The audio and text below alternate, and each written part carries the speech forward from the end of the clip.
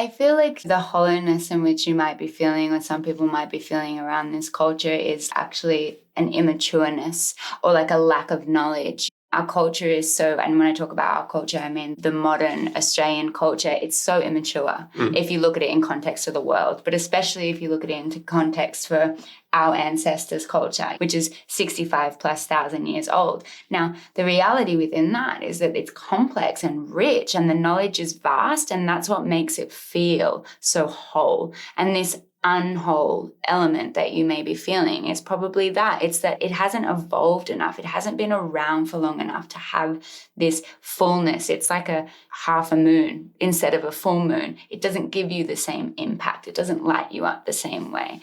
And like the economic system, I always say to people, what do you want to invest in? You should be investing in the natural world rather than the man-made world, because the reality is that the man-made world is constantly in opposition to the natural world, especially in the way that the economic system is set up, which is built around extraction. And nothing in the natural world is built around extraction. It's built around reciprocity. And more than reciprocity, actually, it's built in the fact that you leave more than what you took.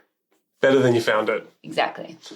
That's the only, if people want to get into like conversation with me about Chinese herbs, I'm like, the only reason I'm able to get through it is because we've got at least DDAO sourcing has that philosophy. Because otherwise, that's when the crustiness comes. If you are having land being utilized and it doesn't leave it up for an intergenerational crop or intergenerational industry or whatever it is, that's when, I don't know, for me, that sensitivity gets uncomfortable when you're so deep into business, if you are willing to go through that, because you feel that it gets really hard to sleep at night. Your conscience starts emerging, which is, gosh, that's what we need. That localization piece. But I think you can do business. I just think we can do business better. I think, absolutely better. Like business doesn't need to eradicate just because we start to appreciate a more nature-based world or a more reciprocal way of being in the world. It actually, we can thrive, and a big part of that thriving, I think, is also moving away from individualistic needs and figuring out what community needs.